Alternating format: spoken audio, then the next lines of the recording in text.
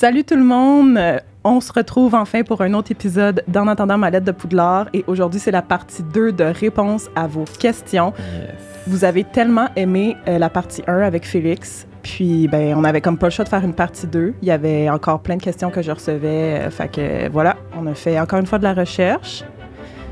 On a des belles questions à répondre. Ouais, de la belle recherche de fait, des belles questions, des belles réponses, des clarifications aussi à certaines petites questions, des petits hicks. Donc, on va revenir, je pense, aussi un peu sur certains aspects de l'épisode dernier. Oui, exactement.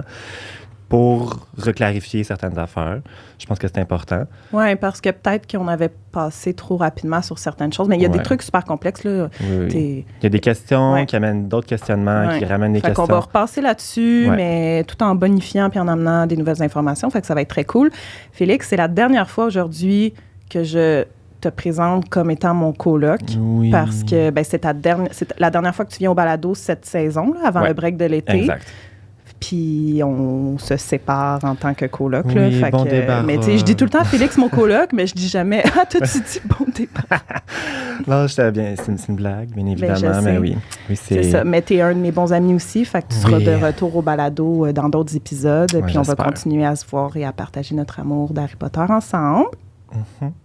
Puis là, je voulais qu'on parle de ton nouveau tatou. Parce que je pense que c'est important de le dire. Tu t'es fait tatouer la marque des ténèbres. Des ténèbres, oui. C'était mon premier tatou Harry Potter.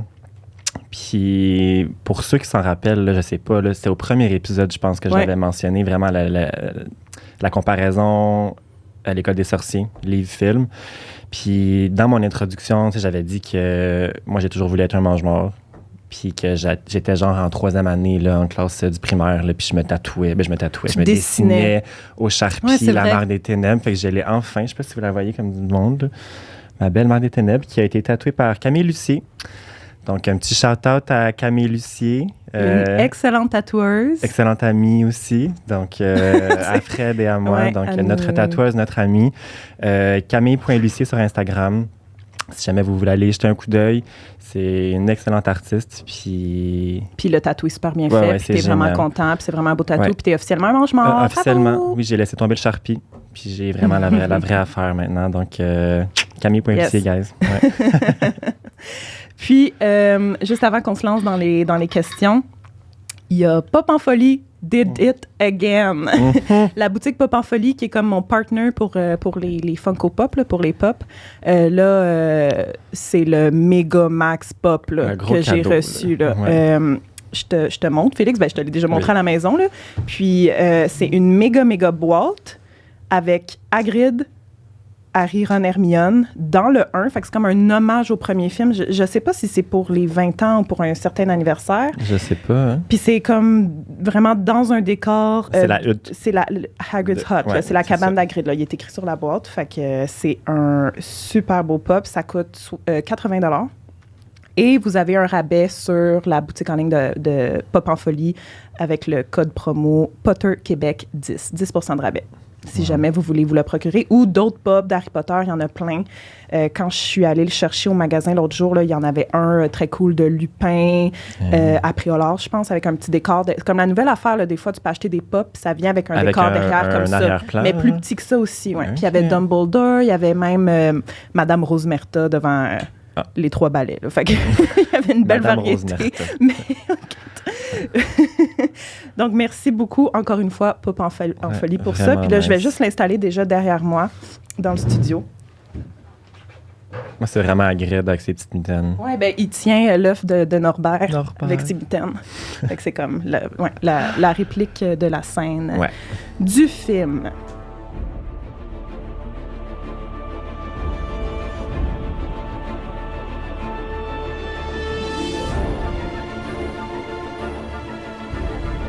Donc, réponse à vos questions. Encore une fois, je tiens à préciser que les informations qu'on prend sont majoritairement tirées des livres et du Wikipédia Harry Potter, qui est vraiment une source super fiable. C'est comme un Wikipédia. Fait que dans le fond, c'est linké à plein d'autres sources d'où vient l'information. Puis, quand on tombe dans la spéculation et la théorie, ça pourrait être ça parce qu'il y a justement pas de réponse officielle, on va le dire. Oui, c'est des théories qui sont nécessairement tirées par les cheveux, mais des théories qui sont pas comme vérifiées, soit sur des sites ou par l'auteur. Donc, il y a aussi wizardingworld.com, qui est une source quand même. Oui, c'est vrai. J'ai pris de l'information là tout à l'heure. Donc, ouais. Parfait. Ben, écoute, je vais avec la première question de Eve Mignot, qui se demande comment Harry et Dumbledore ont su que Voldemort n'avait créé que 6 Horcruxes volontairement, en sachant que Harry est le 7e, mais que Voldemort l'a créé sans le vouloir. Pourquoi Harry ne serait-il pas le 8e si Voldemort voulait en créer 7 à la base? Donc, dans le fond, je vais juste comme vous raconter un peu l'histoire. Fait que lui, Dumbledore a commencé à se douter de l'existence des Horcruxes suite à ce qui s'est passé dans la Chambre des Secrets dans le 2 et la découverte du journal de Gédusor. Puis là, quand Voldemort est revenu à la vie dans la Coupe de Feu, Dumbledore s'est activement mis à la recherche de souvenirs de Voldemort, a commencé à creuser dans son passé parce que là, il fallait vraiment trouver une manière de pouvoir vraiment comme éliminer Voldemort complètement. Exact. Ouais. Il y avait déjà des doutes des Horcruxes, fait que Dumbledore s'est dit, je vais creuser dans son passé pour trouver des preuves qu'il existe des Horcruxes autres que le journal de Gédusor qui est déjà détruit. Il ne savait pas combien, il ne savait pas lesquels. Finalement, il a découvert que la bague des Gaunt, la famille de Voldemort, c'était le premier Horcrux. Il l'a retracé, l'a retrouvé, l'a détruit. Ensuite, il embarque Harry dans sa quête, donc dans le Prince de Sang-Mêlé. Comme Dumbledore sait que lui-même va bientôt mourir, puis que Harry va devoir vaincre Voldemort, accomplir la quête de trouver tous les Horcrux et les détruire. Puis, comme on sait, il va confier à Harry la tâche de récupérer le bon souvenir de Slughorn parce que dans le souvenir, c'est crucial comme information. On va savoir combien Voldemort combien d'Horcrux il planifiait en fait créer, tu sais. Donc là, Harry met la main sur le bon souvenir. On confirme que Voldemort voulait faire des Horcrux et qu'il voulait séparer son âme en 7. Et là, je vais lire un extrait du tome 6 parce que c'est là que le détail est important pour le nombre d'Horcruxes. Parce que séparer son âme en 7, ça ne veut pas dire créer 7 Horcruxes, ça veut dire que ton âme elle va être séparée en 7, donc il y a un 7e qui est toi-même. Ouais. C'est comme, il met son âme dans 6 objets, puis la 7e partie, c'est son âme principale, genre l'âme haute. Je ne sais pas comment dire. Mais la partie qui a décidé de garder en lui. Le siège social de Voldemort.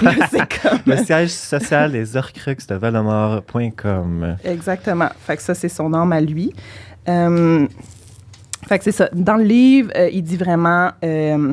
Voldemort, il dit « Le chiffre 7 n'est-il pas celui qui possède la plus grande puissance magique? » Il dit ça à Slughorn dans le souvenir. Puis là, Slughorn capote un peu. « 7, mon Dieu, déchirer son âme est déjà une idée épouvantable, à déchirer en 7 morceaux. » Puis après, quand il ressort du souvenir, Harry dit à Dumbledore il a créé 7 Horcruxes.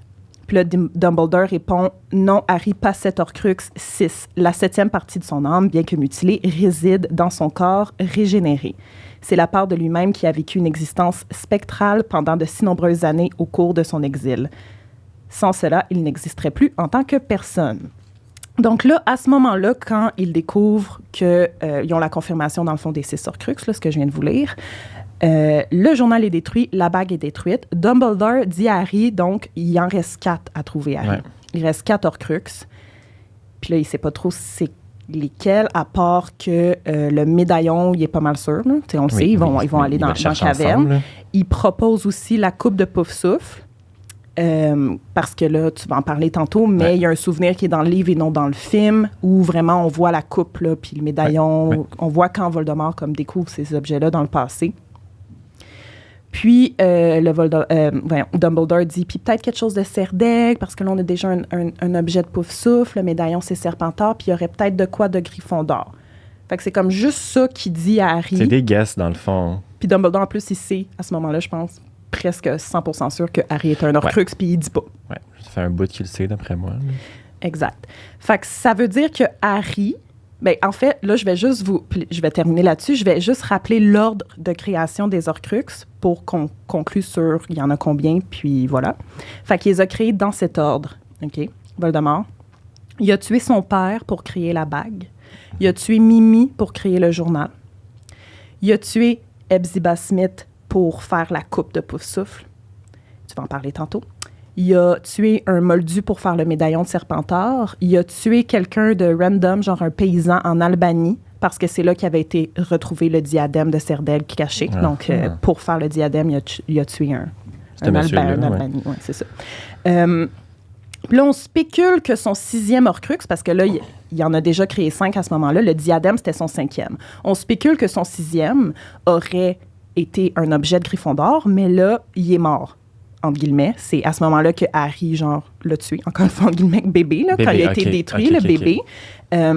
Fait que là, il a créé son 6e sans savoir qui est Harry. Harry, ouais. Puis, au début de la Coupe de Feu, il a créé son 7e, qui est Nagini, avec le meurtre de Bertha Jorkins, qui est une employée du ministère de la Magie, dans la forêt en Albanie aussi. La forêt en Albanie, c'est fort. C'est où l'Albanie? Je comprends pas pourquoi. C'est-tu loin, en tout cas? Je suis tellement pas bon en géographie, là, mais je vais oser dire que c'est en Europe. Fait que c'est ça, dans le fond, qui s'est passé. Il y a 7 Horcrux, mais Harry, c'était techniquement pas le 7e. Il a été le 6e à être créé. Le 7e, c'était Nagini. Puis quand tu regardes vraiment la ligne du temps, puis c'est pour ça qu'il y a 7 Horcrux, mais il y a 8 parties d'âme en tout. Ouais. Alors voilà, pour la réponse à la question. Wow! Très intéressant. Ben, c'est un bon retour en matière, un bon rappel, tu sais, juste de repasser sur les Horcrux, puis comment ils ont été créés, puis moi, avec les meurtres de qui. Quelques questions aussi sur les Horcrux, fait que c'est bien qu'on se remette un peu là-dedans.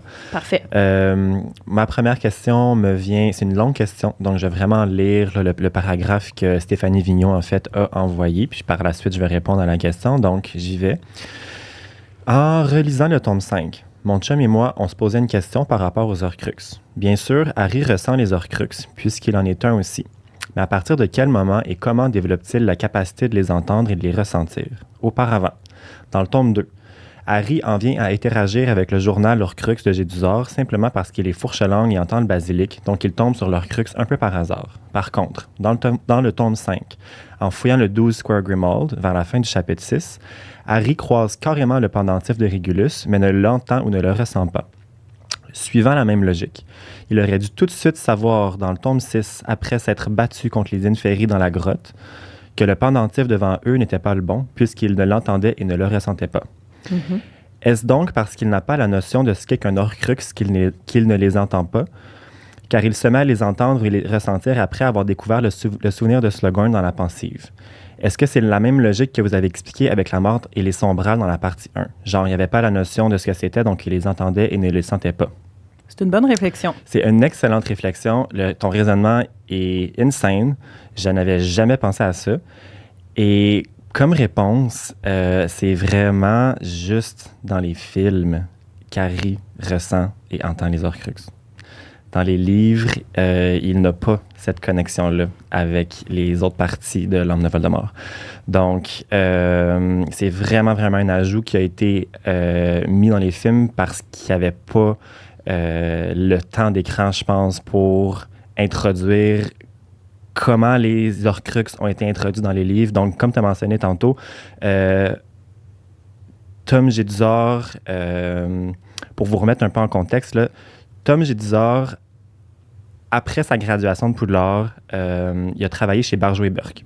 Donc, c'était un employé de chez Barjo et Burke. Puis, sa job, lui, c'était de faire du porte-à-porte puis de récolter des objets magiques pour M. Burke.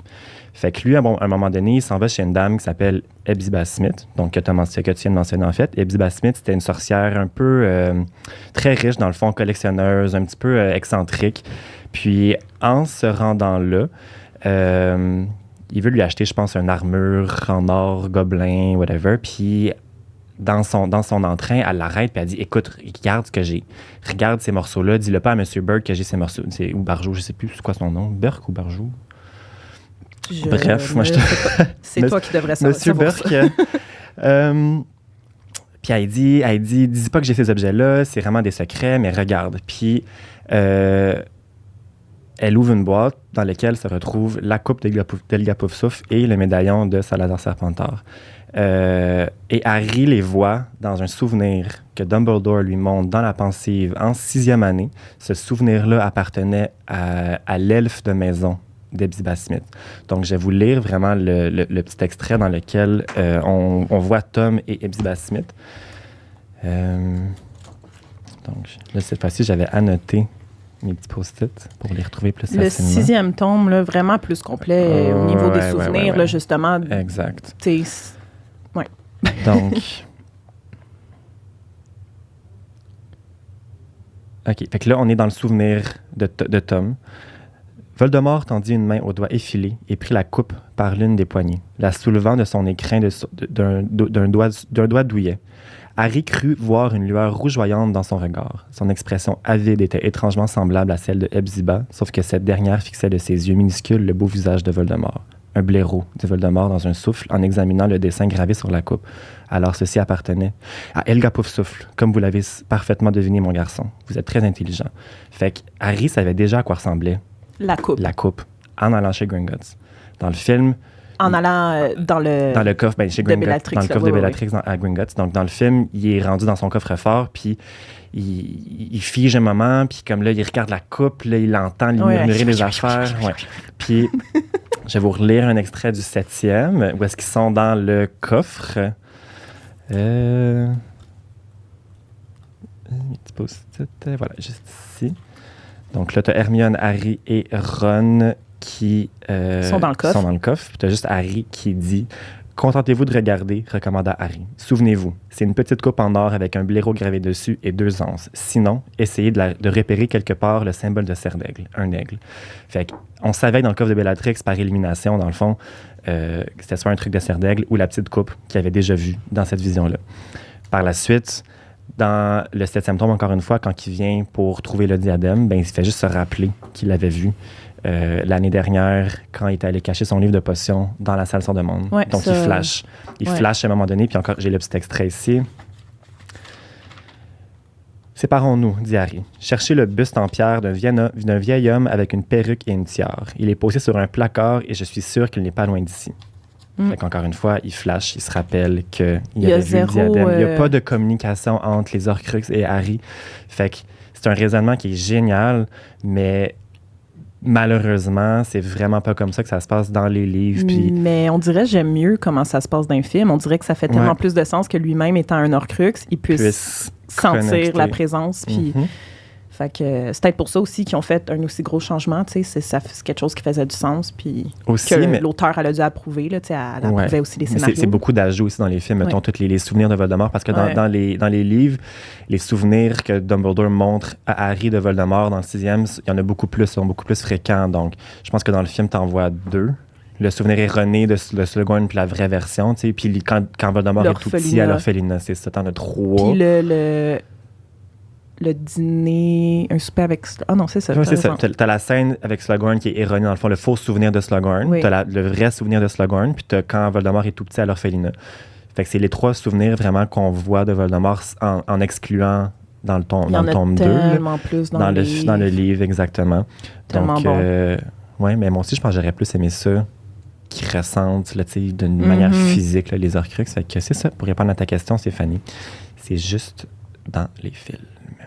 Mais pourtant, elle a dit dans sa question en lisant le tome 5. Oui, parce que dans le tome 5, il n'y a pas vraiment d'allusion au fait qu'on cherche des Horcruxes. Et merci, Félix. De rien. Ma prochaine question vient d'Amélie Bureau.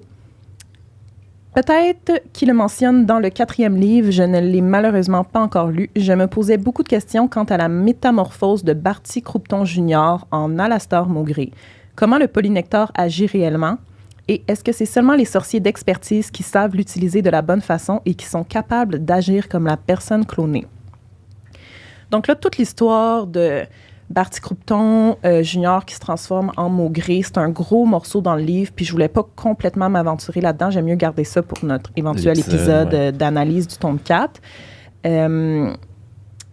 Avec Winky, puis en tout cas, l'œuvre de maison.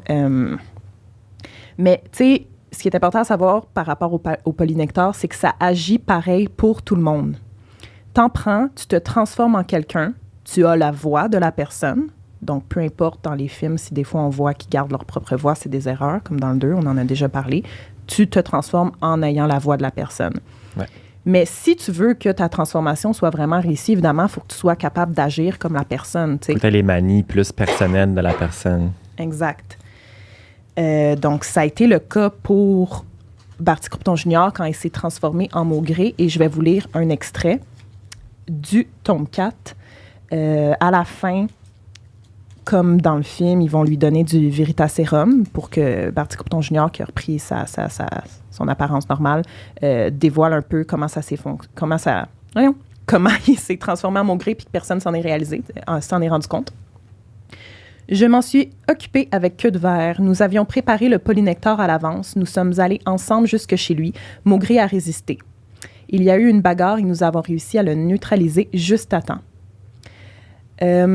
Après son départ... Non, attends, ça, parce que je skippe un bout là, qui a comme pas rapport.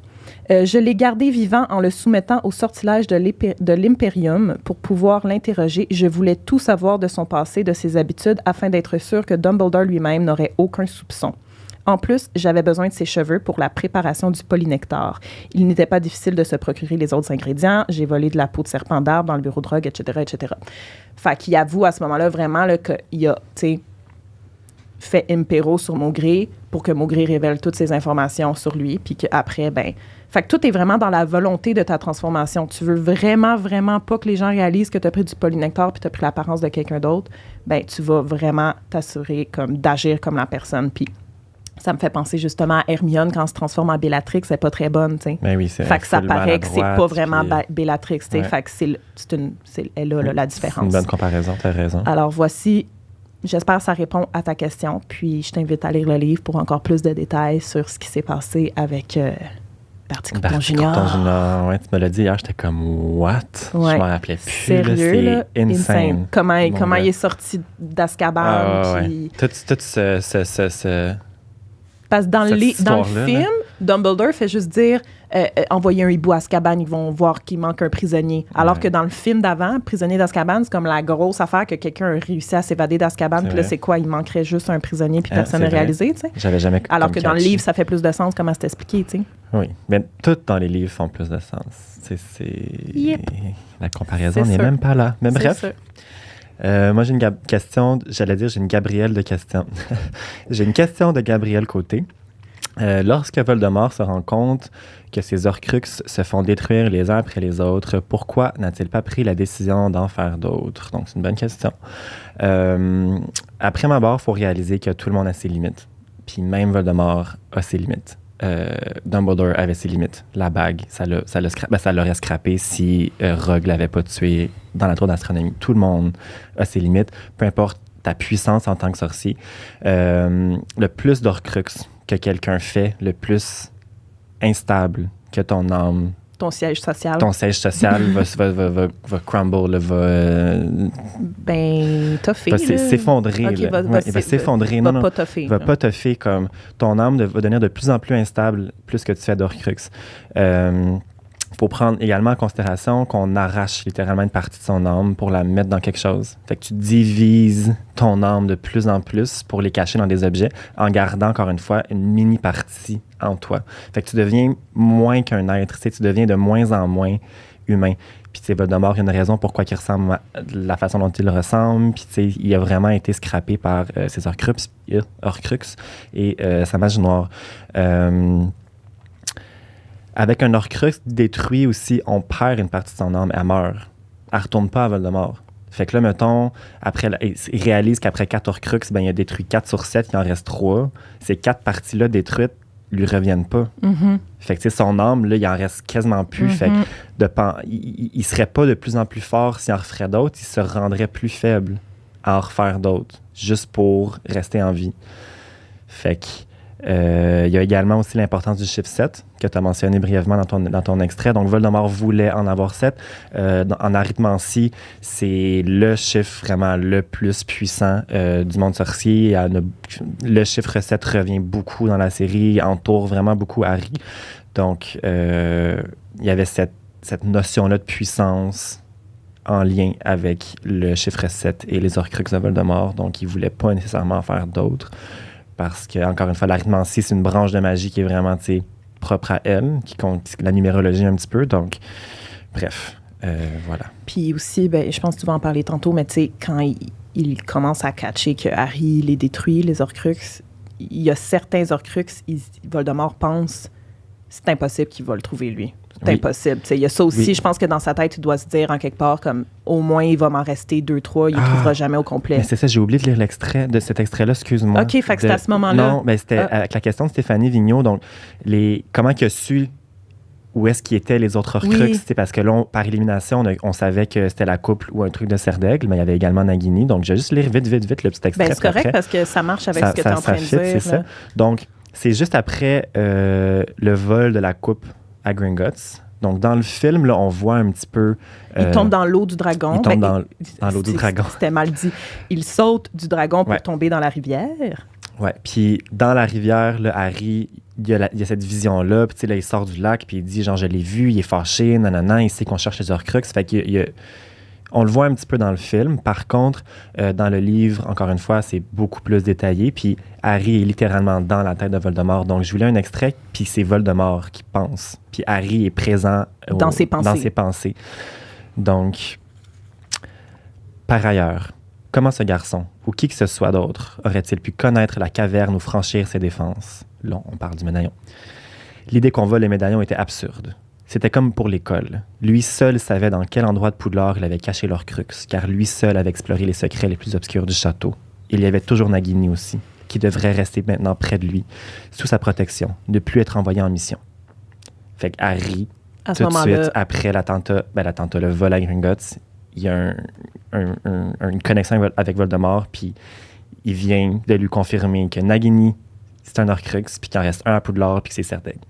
Fait que, encore une fois, pour en revenir brièvement à la connexion, il n'y en a pas. C'est vraiment dans cette scène-là qui est vraiment le fun à lire dans le livre parce que tu as une perception, tu as vraiment le Voldemort qui tue tout le monde là, à Gringotts, puis tu es dans sa tête, puis tu le vois vraiment, tu lis ses pensées, fait que c'est le fun. Gros game changer pour Harry à ce moment-là. Ça fait genre 7 mois qu'il fait du camping, puis il est genre fuck. Puis là, il y a une connexion avec Voldemort, il est comme parfait, tout ce qui me manquait, merci. Avoir su, c'est ça, exact. Fait que voilà. Ben merci. Est-ce que c'était tout? Par rapport à ça, oui. Oui, parfait. Ben écoute, je trouve qu'on commence vraiment à plus clarifier là. Ouais. Tout. OK. Si je reçois encore des questions ces Horcrux après cet épisode-là, puis après, puis sur les reliques de la mort, là, je sais plus quoi faire. Mais c'est parce que c'est des sujets qui sont mal compris. C'est mal compris, c'est complexe. On peut, tu sais, il faut vraiment prendre notre temps qu'on l'explique, puis c'est ça. Ouais, t'as bien raison.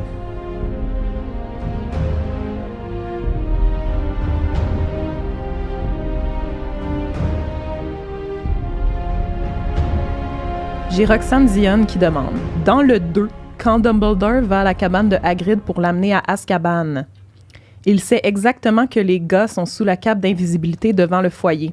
Est-ce qu'il peut les voir? On sait que Maugré, oui, avec son œil magique, peut voir sous la cape d'invisibilité, mais Dumbledore, comment fait-il? » Ben ça, c'est une très bonne question, puis je savais pas du tout la réponse, puis je me suis déjà posé cette question-là. Puis J.K. Rowling a répondu précisément à cette question-là dans un méga chat qu'il y avait eu avec elle, un chat en ligne le 30 juillet 2007. C'était 10 jours après la sortie du 7e tome. Fait que t'avais des méga fans qui avaient déjà tout clenché le livre, évidemment. Puis plein de gens qui posaient des questions. Ben là, ça, évidemment, c'est une question qui a rapport au 2e tome. Mais en tout cas, je vais reparler du chat tantôt. Fait qu'il y avait beaucoup d'informations qu'elle avait données sur le futur des personnages, puis sur comme des affaires que les livres n'avaient pas répondu.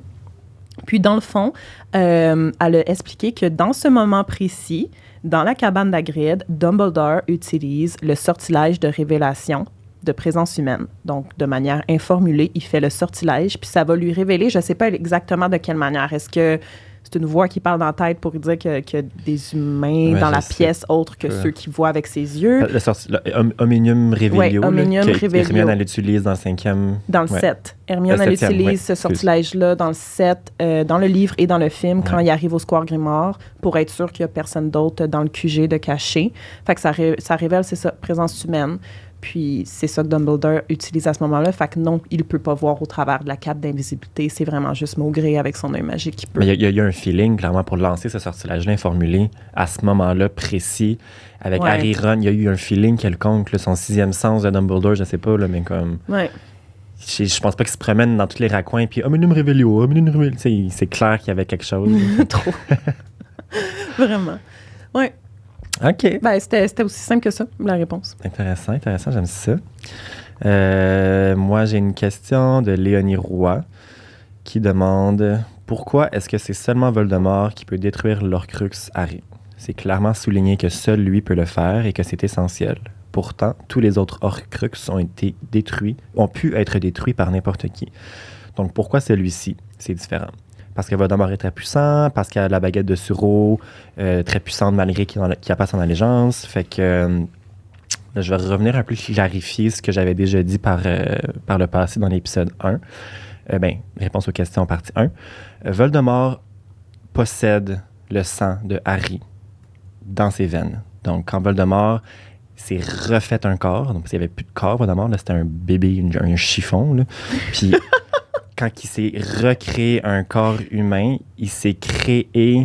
il se lie une nouvelle fois avec Harry. Donc, leur première connexion, c'est la partie Horcrux, dans le fond, la cicatrice sur le front d'Harry. Mais sans le savoir, Voldemort lui pensait qu'il allait se rendre plus puissant, mais il allait se rendre plus vulnérable face à Harry. Donc, à cause de cette connexion-là, maintenant, Harry est immunisé contre la mort de sa main. Parce que tant que la protection de Lily vit dans le sang de n'importe qui, Harry est immunisé contre cette personne-là. Mettons, là... Non, c'est pas ici que j'en parle. Parce que j'ai deux questions qui se suivent, qui sont quand même... qui viennent se rejoindre. Donc, je vais y aller vraiment une étape à la fois pour éviter... la confusion. Puis tu peux lire les deux questions... back à back. Oui, okay. Back à back. Harry n'est pas immortel. N'importe qui d'autre serait venu, il lançait un Avada Kedavra, puis il serait mort. Il y a une spéculation, par exemple, donc c'est une théorie qui n'est pas confirmée, qu'apparemment, si n'importe qui d'autre aurait tué Harry, la partie Horcrux aurait survécu. Soit dans son corps inanimé ou en trouvant un autre hôte, un peu comme on a vu dans le premier tome avec le professeur Quirrell. C'est l'affaire qui me fait le plus peur dans tous les films. Ah ouais, hein? C'est quand Voldemort s'envole. Puis ça va vers la caméra, vers Harry. C'est quand vraiment il enlève le turban, puis tu vois la face là, qui se défait de sa tête, puis tout. Là, moi, c'est le premier film que j'ai vu au cinéma. J'avais genre 6 ans, 7 ans, là, puis je vois ça. Là. Oui, mais je suis plus jeune. Trop. Puis, c'est ça, là, j'en reviens à ma question. Les moyens pour détruire un Horcrux. Donc, on a le feu démon, qui est le gros feu qu'on voit dans le 7e Un Horcrux film. de Voldemort. Un Horcrux. OK. Un Horcrux, parce que là, pour détruire un Horcrux, les seuls Horcrux qu'on connaît, c'est ceux de Voldemort, ouais. Donc oui. Un feu démon, le venin de basilic et le propre créateur de l'Horcrux. Dans ce cas-ci, Voldemort pouvait tuer la partie de son âme qui habitait dans Harry parce que c'est le créateur de cet Horcrux-là. Sans le savoir, Voldemort avait créé Harry. Le feu démon, c'est pas une option. Le venin de basilic, un peu cancellé. Ben, t'avais dit dans l'autre partie, par contre, que si Femsec n'était pas arrivé dans la Chambre des secrets dans le 2... Oui. Le venin de basilic aurait achevé Harry au complet. C'est ce venin de basilic cancellé par les lames de Phénix. C'est ça que j'avais... OK, excuse-moi. Non, tu m'as coupé. Mais je pensais pas que tu t'en allais là. J'étais comme... Oui, ça a été cancellé, mais oui, définitivement, si Harry avait été stable... Par l'épée de Gryffondor. L'épée de Gryffondor ou juste le croc de venin de basilic, il serait mort. Parce qu'il faut détruire entièrement le récipient d'un Horcrux pour détruire la partie d'âme dedans, donc détruire l'Horcrux.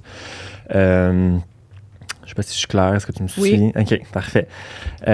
Donc, c'est un peu la seule et unique option, dans le fond, de détruire cette partie d'âme-là dans Harry.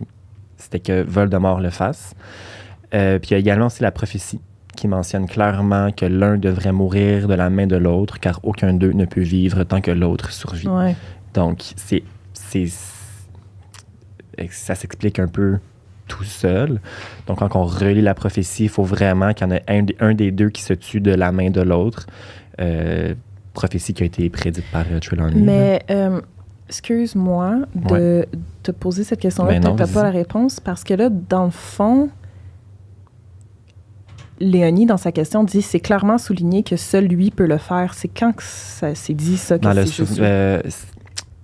Quand Dumbledore parle à Rogue...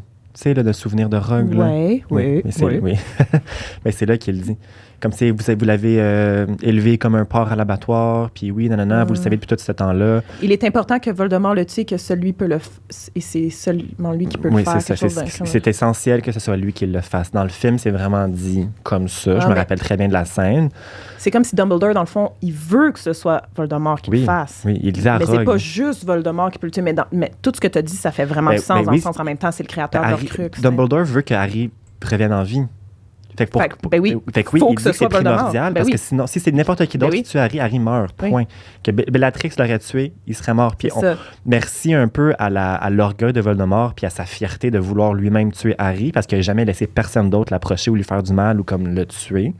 Fait que dans son orgueil mal placé, Voldemort, encore une fois, s'est tiré dans le pied avec la protection de Lily dans son sang. Donc c'est vraiment à cause du fait, pour en revenir à ce petit point-là, parce que par la suite, j'ai sauté à la question d'Audrey Savard. Donc, c'est vraiment à cause de du fait qu'il s'est recréé un corps avec le sang d'Harry que ça leur recrée ce lien-là ensemble. Donc, ensuite, j'ai Audrey Savard qui me demande: suite à l'écoute du premier épisode de Réponse à vos questions, il y a quelque chose qui n'est pas clair. Si le sang de Harry, protégé par Lily, est aussi dans Voldemort, est-il aussi protégé? Comment Harry a réussi à le tuer? Cela va à l'encontre de la prophétie. Donc, juste avant de me lancer là-dedans, Harry ne tue pas Voldemort. Je l'ai mentionné à quelques reprises dans le podcast. Moi aussi. Puis ça revient souvent. Donc, je vais vraiment juste vous lire le mini-extrait à la fin où est-ce que Harry vainc Voldemort. Voldemort bascula en arrière, les bras en croix, les pupilles fendues de ses yeux écarlates se révulsant.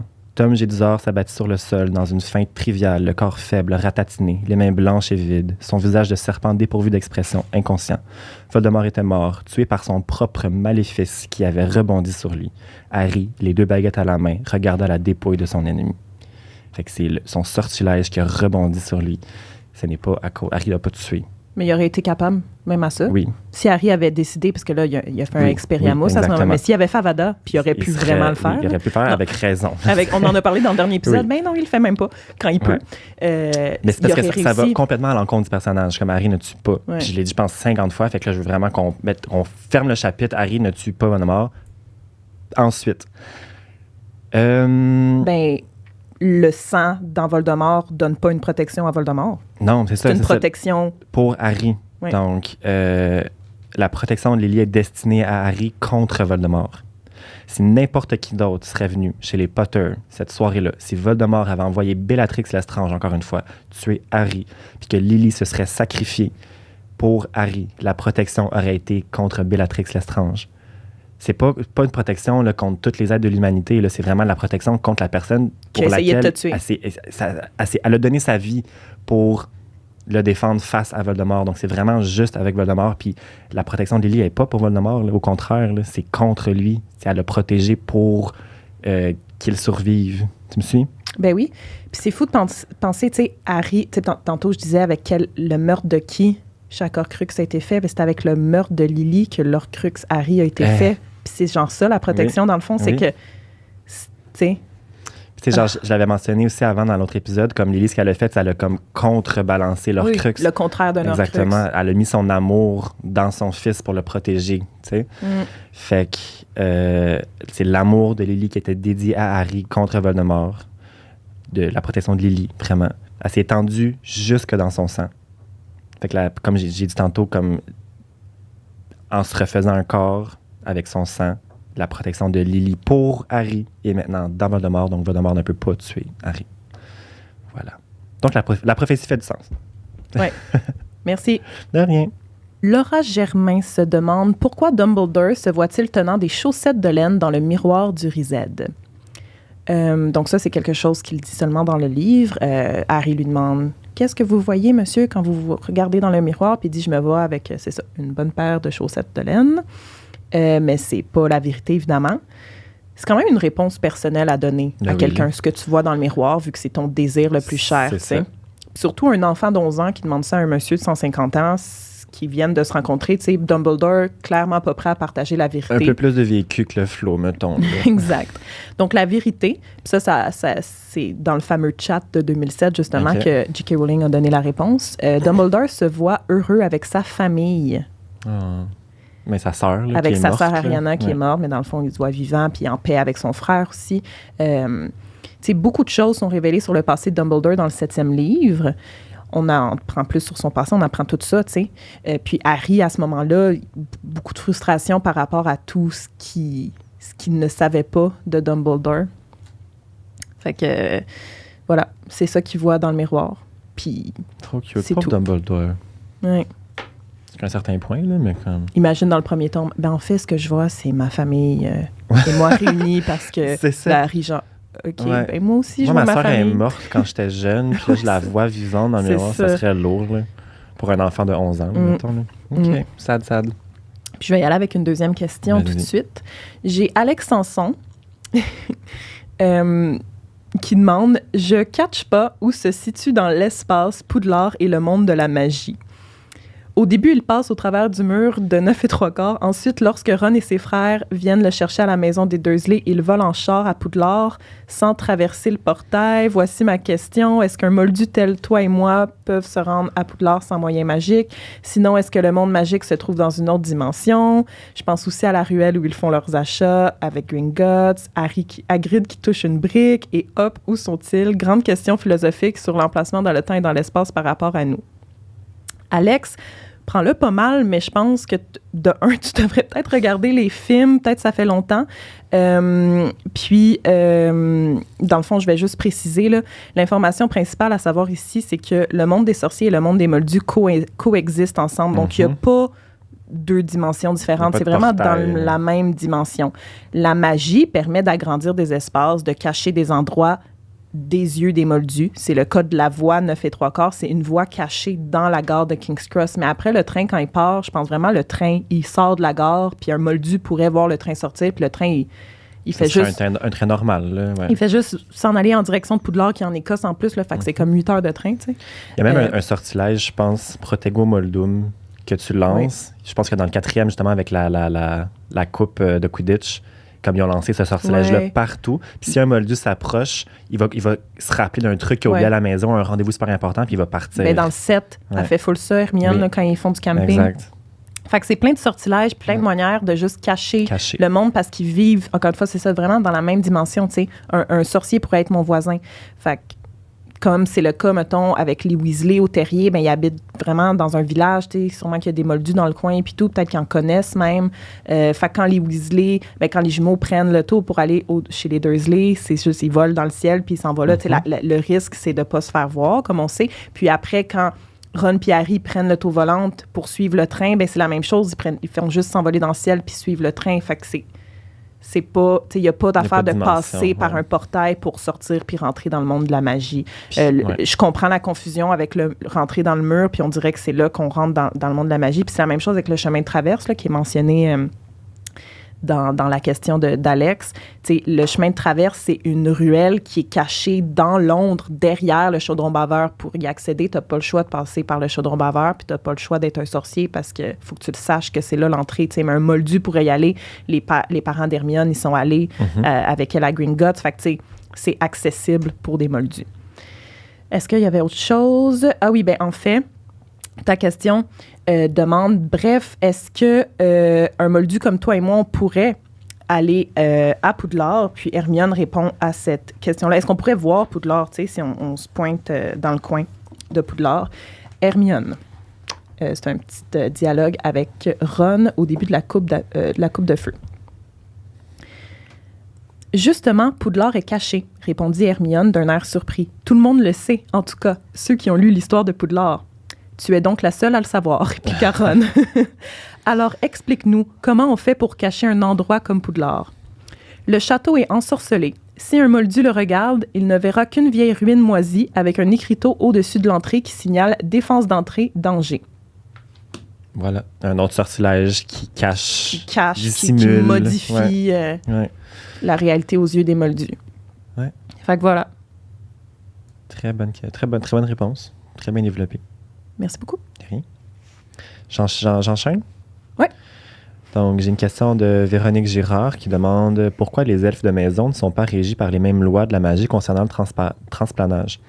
Par exemple, Dobby dans la chambre des secrets qui transplane à Poudlard, aller-retour, alors qu'on sait qu'il est impossible de le faire. Donc, les elfes de maison sont des créatures magiques qui sont extrêmement prises de haut, donc voire carrément oubliées par les sorciers, mais qui sont en fait très puissants. Ils ont une magie qui sont vraiment propres à eux, comme les centaures ou les détraqueurs. Donc, ils ont des pouvoirs qui sont affiliés à leur race, qui sont les elfes de maison, qui ne sont pas soumis, en fait, aux lois concernant la restriction de la magie parce qu'ils doivent demander la permission pour utiliser de la magie. Fait qu'ils sont soumis, par contre, à des lois qui les obligent à se soumettre à leur maître. Fait que comme ils ont une toute autre différente branche de régissement, de réglementation par rapport à ce qu'elles doivent faire, sont donc capables de transplaner dans les endroits où les sorciers sont pas capables. Donc, Poudlard ou encore la caverne de Voldemort où est-ce qu'il avait caché son médaillon. Donc, Régulus qui a envoyé Créatour voler le médaillon en sachant que dans son orgueil, Voldemort n'a pas protégé sa caverne contre les elfes de maison, mais contre les sorciers. Smart. C'est ça, très smart. De la part de Régulus. Exact, oui. Donc, même s'ils transplantent couramment pour leurs tâches ménagères plus qu'autre chose, c'est des petites bébites qui sont quand même aptes à faire beaucoup. Donc, c'est juste vraiment pas, ils sont pas régis de la même façon, ils sont pas réglementés de la même façon, c'est vraiment juste pour ça. Intéressant. Ouais. Voilà. J'ai Catherine Villeneuve qui demande « Dans le film, il est évident que Sirius est tué par le sortilège Avada Kedavra lancé par Bellatrix Lestrange. Mais dans le livre, il est simplement touché par un sort lancé par Bellatrix, avant de disparaître derrière le voile. En quoi consiste le voile derrière lequel Sirius disparaît? » Donc, bonne question parce que le voile, ben, c'est super mystérieux. Tu sais, dans le département du mystère, il y a pas... il y avait quand même l'information, là. Mais bon. Donc, juste pour rappeler ce qu'elle a dit, oui, dans le film, vraiment, Bellatrix a fait Avada. Ça frappe Sirius, puis Sirius est à côté du voile à ce moment-là, dans l'arche, là. Puis il recule, puis il s'envole dans l'arche, alors que dans le livre, elle lance un sort, encore une fois, on ne sait pas lequel, on pense que c'est stupéfixe parce que ça dit qu'il y a une lumière rouge, puis même affaire, ça frappe Sirius, puis il recule dans le voile, puis il disparaît. Puis le voile, dans le fond, cette arche-là, quand je dis arche, là, tu comprends, là, c'est comme vraiment en forme d'une arche, puis le voile, c'est ce qu'il y a dedans, là, ouais, vraiment. Fait que cette arche-là se trouve dans la Death Chamber, fait que chambre de la mort. Puis moi, j'ai longtemps pensé que le voile était utilisé comme genre la version peine de mort. Tu sais, c'est comme... Moi, je pensais, ben... Tu poses quelqu'un là-dedans, mettons, s'il a fait une affaire. Ouais, ou... c'est sa peine de mort, genre, il fait juste traverser le voile, puis il meurt, tu sais. Mais non, J.K. Rowling, elle a dit que c'était vraiment pas ça parce que quelqu'un a en effet demandé cette question-là. C'est vraiment une pièce où on va étudier la mort, puis l'arche, justement, elle reste mystérieuse pour les sorciers et les employés du ministère. Tout ce qu'on sait vraiment, tu sais, de l'arche, c'est que si tu vas dedans, tu meurs. C'est comme un passage entre le monde des vivants puis le monde des morts. Puis, ce qui est intéressant, c'est quand tu t'approches de l'arche, du voile, whatever, ce qui se passe. Dans le livre, ils vont rentrer dans la pièce à Harry puis ses amis quand ils cherchent pour la pièce où il y a la prophétie. Ils fouillent, puis là, ils rentrent dans cette pièce-là. Puis là, Harry est automatiquement vraiment attiré vers l'arche. Fait que quand tu as connu quelqu'un proche de toi qui est mort, c'est un peu comme l'effet sombral, parce que là, c'est lui puis Luna, ils entendent des voix. Tu sais, ben ça, c'est aussi dans le film, on le voit. Là, le commentaire, là, je pense. Hermione est genre, il n'y a pas de voix, puis Luna est comme je les entends, moi aussi. C'est les morts qui essayent de communiquer avec toi, tes êtres proches que tu as perdus, qui essayent. Puis en même temps, ça crée un effet de genre, tu es attiré vers ça, puis tu as envie quasiment, toi aussi, de traverser le voile sans savoir que tu vas mourir, évidemment. Fait que, tu sais, Hermione, il faut qu'elle ramène Harry... genre, allô, là, comme on est ici pour trouver Sirius, le lâche, cette affaire-là, là, genre, c'est quoi, tu sais? C'est creepy quand même. Tu sais, c'est tout ce qu'on sait vraiment. C'est que c'est comme sûr que tu meurs si tu vas dedans. Puis que tu peux pas revenir. Puis ton corps, tu sais, ton corps physique disparaît. C'est pas juste tu meurs puis tu t'éteins, c'est que tu disparais complètement. Wow. C'est vraiment creepy. Ouais. C'est comme Paranormal Activity. Bref. Paranormal Activity. Donc, j'ai Rosalie Leclerc qui me demande pourquoi est-ce que Voldemort ne devient pas maître de la baguette de Suro en tuant Harry dans la forêt interdite? Je comprends que Harry revient à la vie car il est protégé et tout, mais si un sort de désarmement peut rendre maître de la baguette, pourquoi pas un Avada Kedavra? Ma seule explication Et que c'est parce qu'Harry s'est rendu dans la forêt interdite avec l'intention de mourir, donc il n'a pas été vaincu. Est-ce exact? Non. Ce n'est pas exact. Puis hier, j'en parlais avec Fred, justement, puis comme on s'obstinait, puis elle comprenait pas, puis j'espère que quelqu'un qui m'écoute va comprendre. Puis, dans le fond, la baguette de Suro ne lui appartenait pas On le sait, à ça. la base. On le sait. Donc, comment tu veux t'approprier quelque chose qui ne t'est jamais appartenu? Il n'y en a jamais été propriétaire. Puis, je vais y aller vraiment une étape à la fois parce que c'est une question qui revient beaucoup. Mais c'est ça que je comprends pas quand tu dis... Il y a aucun C'était justement contexte. pas à lui. Fait que pourquoi c'est pas devenu à lui quand il a tué Harry, même s'il y a la baguette de Suro dans les mains? On va y en venir. Il n'y a aucun contexte de duel. Il n'y a absolument rien qui a été gagné. Tout a simplement été volé. Voldemort s'est simplement dit, ben, c'est rendu ma baguette maintenant. Puis on sait qu'il y a eu une grosse confusion avec Drago, Rogue et tout. Fait que Voldemort, lui, pensait sincèrement que c'était sa baguette. Puis il l'a juste prise. Dans la tombe de Dumbledore. Dans Dumbledore. Fait que c'est pas... ça n'a pas été remporté par personne d'autre que par Harry qui a désarmé, qui blablabla. Fait que Voldemort, il l'a juste pris puis il a dit, ben c'est à moi. Mais non, puis on sait que les baguettes, c'est des objets magiques qui sont extrêmement puissants, qui ont un esprit propre à eux-mêmes. Puis même Ollivander, puis ceux qui ont étudié le Wand Lore, ne savent pas pourquoi. Fait que je comprends que c'est une question qui amène d'autres questionnements parce que même dans le livre, puis même avec les explications de l'auteur, comme les baguettes, c'est vraiment comme un mystère. T'sais, on sait pas pourquoi la baguette choisit le sorcier. Fait que la baguette ne voulait simplement pas de Voldemort. Comme c'est aussi simple que ça, je pense. Puis il y a aussi la théorie un peu spéculative d'Harry qui aurait survécu au Avada Kedavra parce qu'il y avait la légende de la baguette de Suro. C'est pas ça. La baguette voulait pas attaquer Harry ou le tuer parce que c'était lui le propriétaire. Donc, la baguette ne voulait même pas se soumettre au sortilège de Voldemort. Fait qu'elle aurait encore moins changé d'allégeance. Tu me suis-tu? Oui. Bon. Il y a plusieurs, dans le fond, les propriétaires de la baguette de Suro ont tous été vaincus par quelqu'un d'autre à l'aide de leur propre baguette. On a Émeric le Mauvais, Antioche Pévrel, Barnabas d'Evril, Loxias, Grindelwald, Dumbledore. Tous ces propriétaires-là de la baguette ont s'étaient appropriés la baguette de Suro dans un contexte où elle a été gagnée. Il y avait leur propre baguette à eux. C'était dans un combat, whatever, exactement, contre la personne qui l'avait. Ouais. Ils l'ont gagné en désarmement. Dans la plupart des cas. Puis oui, le désarmement, comme moi, je pense que c'est plus important que tuer quelqu'un parce que Harry qui désarme Drago, la baguette est à Drago, puis après, t'as genre Rogue qui tue Dumbledore. Ben là, la baguette est déjà plus à Dumbledore. Elle est déjà plus à Dumbledore, t'as raison. Mais si quelqu'un aurait tué Malfoy, peut-être. Oui.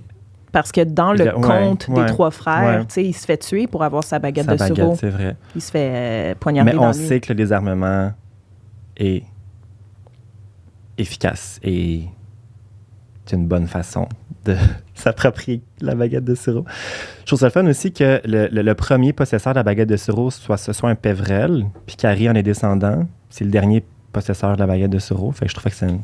Ouais. C'est vrai, ça vient boucler la boucle. Ça vient boucler la boucle, exactement. Donc... OK, ben c'est quand même plus clair. Ouais, c'est juste ton affaire au début que je comprenais pas, honnêtement, de genre... Ben ça revient, dans le fond... Ça n'a jamais été à lui, fait que ça peut pas devenir à lui, mais... C'est ça un peu que tu disais? La baguette ne lui appartenait pas à la base et ne lui a jamais, en fait, appartenu. Ouais. Donc, elle n'était pas maître. Il n'a rien gagné du tout. La baguette ne voulait pas de lui. La baguette elle-même. Il faut qu'on pense à la baguette comme étant un être, OK? C'est pas juste un objet. C'est pas un bout de bois que tu fais à Avada Kedavra puis let's go. C'est vraiment genre une créature magique quasiment. Là. Fait que si la baguette te veut pas, il n'y a rien qui se passe. Fait qu'en sachant que la baguette appartenait à Harry, que c'est Harry qui l'a gagnée de la bonne façon, qui a désarmé Malfoy, blablabla, la baguette ne voulait pas de Voldemort et n'aurait jamais voulu de Voldemort. Si dans un autre contexte, parce que Voldemort l'aurait eu de la bonne façon, s'il avait flashé puis qu'il aurait tué Drago, ou comme s'il avait flashé avant, définitivement, le résultat aurait pu être différent, mais c'est vraiment... La baguette doit se sentir conquérie, de ce que j'ai cru comprendre, selon les facts puis les textes que j'ai lus. Donc, la baguette, c'est vraiment genre, OK, ben je t'appartiens maintenant, tu m'as gagné, je suis à toi, tu sais. OK.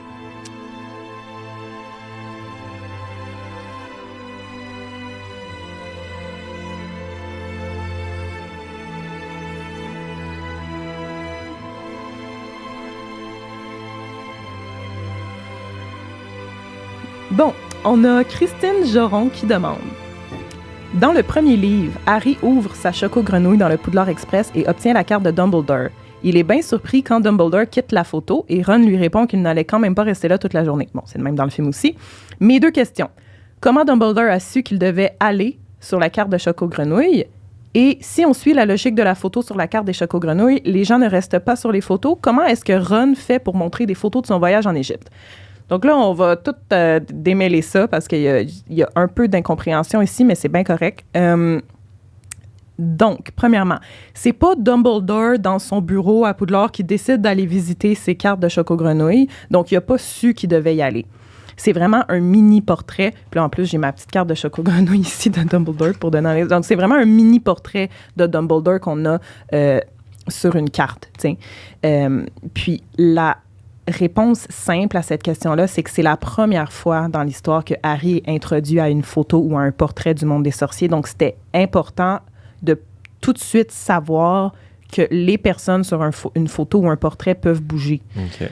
Fait que c'était nécessaire de voir que Dumbledore pouvait quitter la carte pour vraiment comme faire comprendre à Harry que les photos ou un portrait dans le monde des sorciers, c'est différent que dans le monde des Moldus. Pour l'affaire de la photo des Weasley en Égypte, là, c'est là que je vais expliquer la différence entre une photo et un portrait dans le monde des sorciers parce qu'il y en a une. C'est vrai. Une photo, aussi simple que ça, il faut voir ça comme un GIF. C'est vraiment en loop. Fait que tu prends ça avec une caméra photo, comme dans la librairie Fleur et Botte au début du 2, quand le journaliste va prendre une photo de Gilderoy Lockhart puis Harry. La photo, là, après, là, Harry ne peut pas aller se promener dans la librairie puis lire des livres. Là, dans la photo, là, c'est un loop de l'action. Ce moment-là. Okay. Comme la photo des Weasley en Égypte. T'sais, on voit le mouvement là, dans le film. Là, on voit vraiment Ginny, je pense, qui pointe quelque chose, elle repointe quelque chose, puis il sourit. C'est vraiment un mouvement. Alors qu'un portrait, au contraire, contient vraiment une solide représentation d'une personne. Les portraits, comme on sait, peuvent parler, peuvent se déplacer. Il y a des portraits plus poussés que d'autres. Tout dépend vraiment de l'intention et de l'utilité donnée au portrait. Fait que le petit portrait de Dumbledore sur la carte de Choco-Grenouille ne parle pas. T'sais, l'intention, c'est vraiment juste un mini-portrait qui va représenter... Tu sais, ça aurait pu être une photo, honnêtement. Mais ça a été un portrait. Je pense peut-être, je sais pas, pour que ça rende ça plus cool. Peut-être que c'est mieux un portrait qu'une photo. J'ai pas plus de détails là-dessus, mais bref. Quand un portrait magique est réalisé, l'artiste peintre là, va utiliser des enchantements pour s'assurer que le tableau peut se déplacer. Le portrait va être capable d'utiliser certaines des phrases préférées de la personne représentée dans le tableau. Donc là, je parle encore vraiment quand c'est un portrait plus complet là, qui peut parler et imiter son comportement général. Par exemple, Sir Cadogan. Cadogan? Cadogan, là, oui. Oui. Qu'on a beaucoup parlé là, dans notre analyse du prisonnier d'Azkaban. Lui, il n'arrête pas de défier les gens, de tomber de son cheval, de se comporter de manière vraiment exagérée, grotesque, déséquilibrée, ce qui correspond vraiment à la perception que le peintre a eue de lui. Ça, c'est toute l'information que, by the way, J.K. Rowling elle a écrit. J'ai genre fait Google Translate. Là. Fait que c'était vraiment de l'information... ça correspondait à la perception que le peintre a eue de lui quand il a fait sa peinture du Sir Cadogan.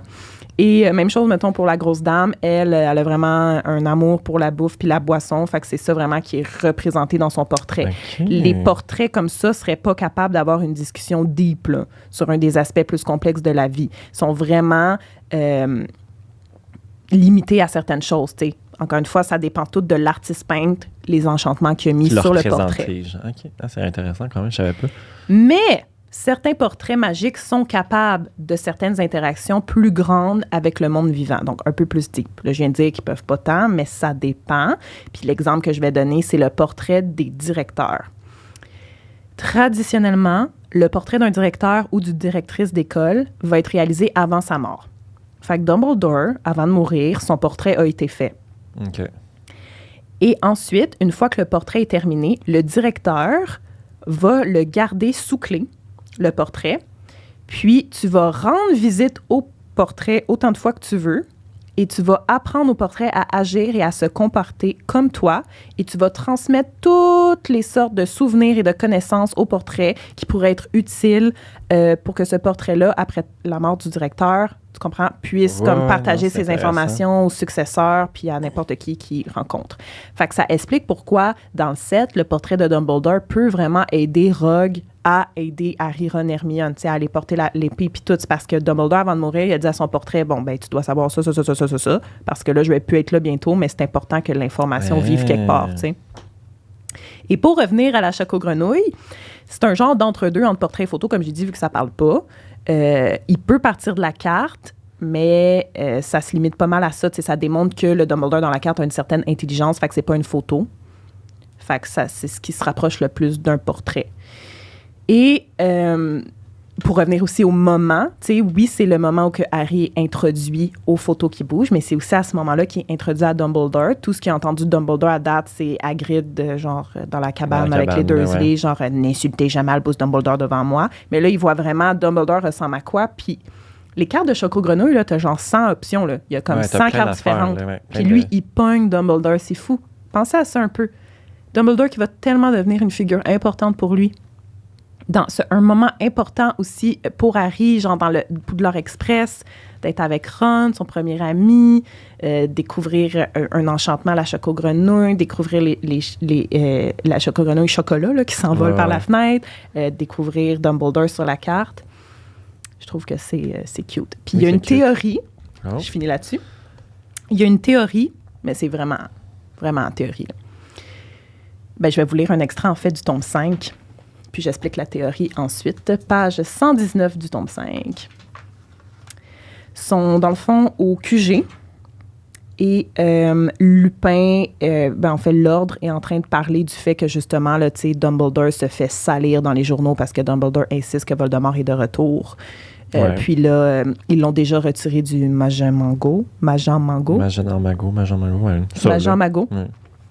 Fait que Lupin dit, c'est ça, ils l'ont également limogé de son poste de président sorcier du Majan-Mago et on parle même de lui retirer l'ordre de Merlin première classe.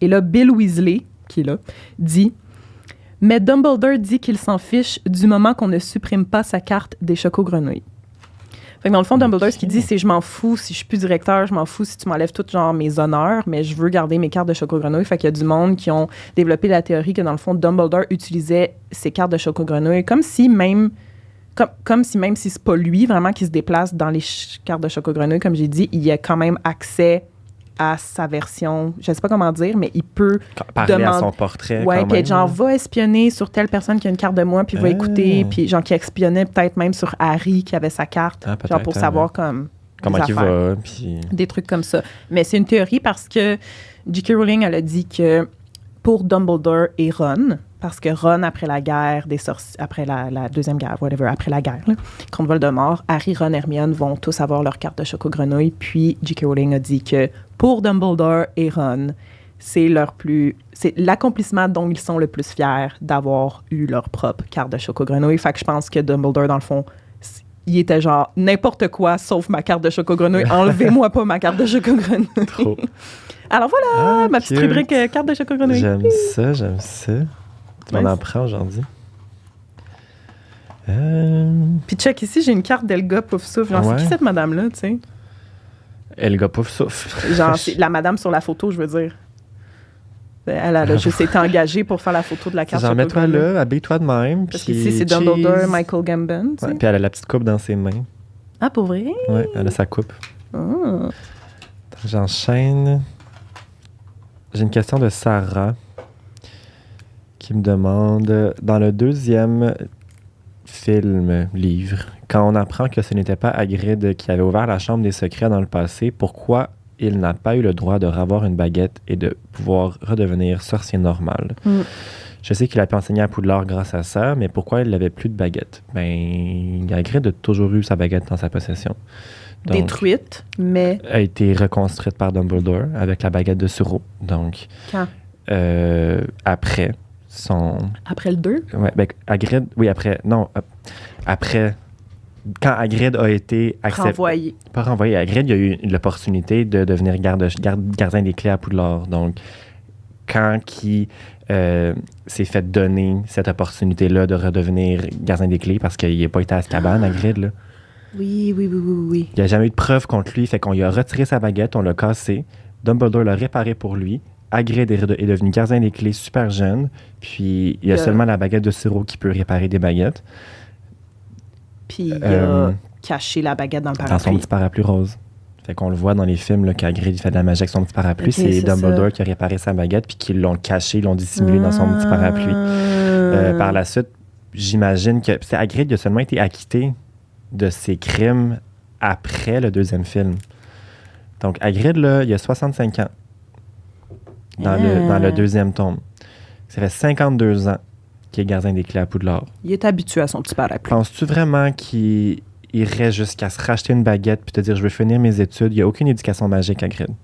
Il serait plus dangereux avec une baguette qu'autre chose, une nouvelle baguette. T'sais. Fait qu'il est bien correct avec son petit parapluie. Dans ce cas-là, oui, je spécule que le ministère te dirait « OK, tu as été acquitté, tu pourrais avoir une baguette maintenant ». OK. Ouais, c'est ça. C'est la vie qu'il connaît depuis toujours. Fait qu'il n'aurait pas été, je pense, porté à retourner. Puis il serait retourné en troisième année, là, à 65 ans, finir ses études. Fait que moi, j'imagine pas Hagrid assis dans la classe, Madame Chourave avec les écouteurs sur la tête, là, tu sais. Les écouteurs. Mais les moufles, tu sais, puis la mandragore, puis non, là. Il aurait trippé, par contre. Ah, il aurait aimé ça au bout, là, je suis sûr. Là. Mais oui, ça fait vraiment du sens. Puis je trouve ça beau, en quelque part, de comme, gars, je me suis habituée à autre chose, vu que ma baguette, tu sais. Ouais. Puis ça, on le voit pas faire de la grosse magie à Hagrid, là. Il allume un feu, il fait léviter la tante au mariage. Tu sais, vous remarquerez, là, dans la scène, là, du... Y a-tu son balai quand il fait ça? Il y a son parapluie. Son balai. Ouais. Son parapluie. Tout le monde a la baguette, puis il lève la tente. Puis Hagrid dans le coin avec son parapluie. J'ai jamais remarqué. Ben, tu porteras attention. Il est là avec son petit parapluie rose, puis il fait lever la tente. Fait que ça me tentait d'écouter le film en soir, mais là, il faut écouter L'île de l'amour. Ouais, mais on peut attendre L'île de l'amour. Non. OK. Parfait. Fait que c'est ça. Voilà pourquoi, dans le fond, c'est ça. La grille de sa baguette, elle a toujours eu sa baguette. Bravo! Bravo, Hagrid. Je suis déjà rendue à ma dernière question. Ouais, moi aussi. Toi, il t'en reste une après? Parfait. Puis après, on s'en est gardé 3 chaque pour... 3 pour l'après-show. Pour l'après-show, la salle sur demande, Patreon. On a d'ailleurs une membre Patreon avec nous aujourd'hui en studio, puis je le dis jamais, parce que j'ai toujours quelqu'un en studio qui vient assister aux enregistrements. C'est un avantage d'être membre Patreon Galion d'Or. Donc, allô Marie-Zoé. Allô. Merci d'être ici et d'assister à l'enregistrement. Ben oui. Puis, j'encourage tout le monde à devenir membre Patreon. Ça donne droit à des petits avantages cool comme ça. Ouais. Donc, moi, ma dernière question, c'est Audrey Savard qui demande « Où vont les hommes à l'école en France vu que Beauxbâton est seulement pour femmes et l'inverse avec Domstrang, et pourquoi ces 2 autres écoles qu'on ne connaît pas ne font pas partie du tournoi des sorciers? En fait, comment les écoles ont été choisies pour le tournoi des 3 sorciers? Donc, breaking news, il y a des gars à Beauxbâton et il y a des filles à Domstrang. Ouais. C'est que dans le film, ça a vraiment été montré comme si c'était une école de filles puis une école de gars. Mais dans le livre, il y a vraiment des gars et des filles de Beauxbâton qui viennent, puis il y a genre 1 ou 2 filles à Domstrang qui sont là à Poudlard pour le tournoi. Fait que c'est vraiment juste ça. Il y a Nicolas Flamel, d'ailleurs, qui a étudié à Beauxbâton. Avec sa femme aussi. Avec sa femme. Ils se sont rencontrés là. Ouais. C'est là qu'ils se sont rencontrés. Puis, pour ce qui est du tournoi des 3 sorciers, le tournoi des 3 sorciers affronte toujours les 3 mêmes écoles, fait affronter les 3 mêmes écoles. Poudlard, Beauxbâton, Domstrang, lors de la création du tournoi des 3 sorciers, c'était considéré comme les 3 plus grandes écoles de sorcellerie d'Europe. Fait que c'est juste comme une tradition, ces 3 écoles-là, dans le tournoi. J'avais lu aussi que Beauxbâton puis Domstrang, à la base, c'était déjà des écoles qui étaient beaucoup plus vastes, qui accueillaient plus de monde dans les archives de J.K. Rowling, mais tu sais que je te montrais hier. J'avais lu que c'était juste plus grand. Fait que c'est plus grandes écoles, comme tu dis, là, de magie. C'est ça, des écoles importantes. Ouais. Ben, c'est ça. C'était ma dernière question. Moi, ma dernière question vient de Audrey Saint-Pierre. Coucou! Coucou Audrey, c'est notre amie. Donc, qui a fait l'épisode tome 2 là, avec nous. Comparaison Chambre des secrets, livre, film. Donc, ma belle Audrey qui demande « What the fuck, les fêtes religieuses chez les sorciers, genre Noël, c'est quoi le rapport avec la religion? » Donc, pour expliquer ça, je vais m'éloigner un petit peu du contexte Harry Potter, puis je vais vous emmener avec moi... à la naissance de Jésus. On fait un cours d'histoire, ouais. Donc, ce sont des fêtes qui sont natives de plusieurs siècles, puis il y a certaines d'entre elles qui sont d'origine païenne. Donc, c'est avant vraiment l'évangélisation des populations, puis l'arrivée de la christianité. Christianité. Je dirais la même chose. Christianité. Donc, avant la christianité, l'évangélisation des peuples, donc, on célébrait plus la fin des saisons puis le début des saisons que la naissance de Jésus ou la résurrection de Jésus. On sait déjà qu'Halloween, c'est une fête qui est relativement sorcière. Donc, c'est la Samhain, c'est la récolte de l'automne, la célébration de la fin de l'été.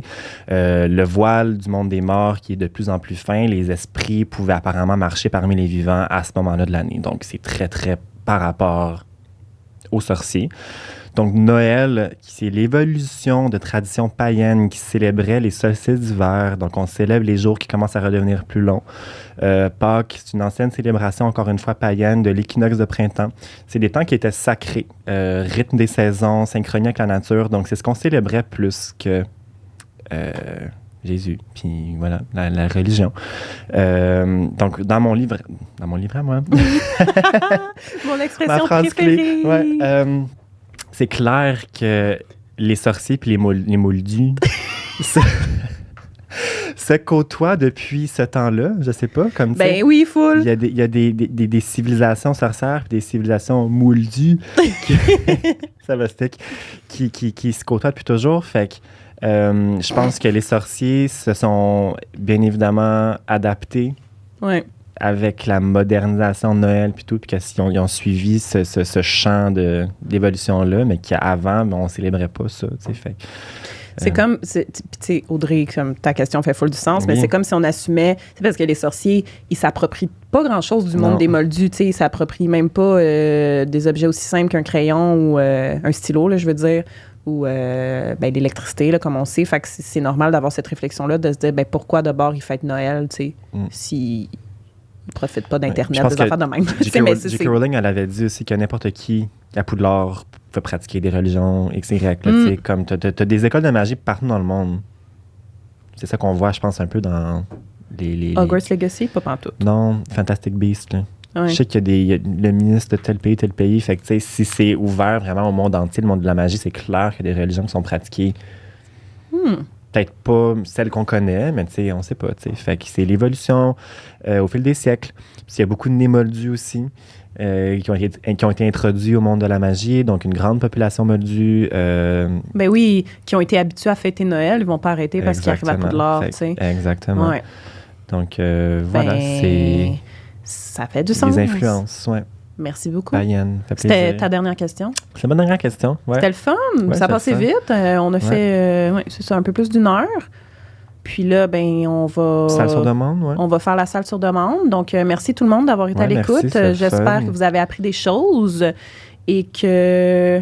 Ouais, si on parle encore de la baguette de sourd, moi, je braille. C'est ça. J'allais dire, tu sais, on peut faire une partie 3 de réponse à vos questions éventuellement, genre à l'automne. Ouais. Envoyez-nous des bonnes questions. Envoyez-moi vos questions si vous en avez à potter.quebec@gmail.com. C'est vraiment le seul endroit où que je vais accepter les questions.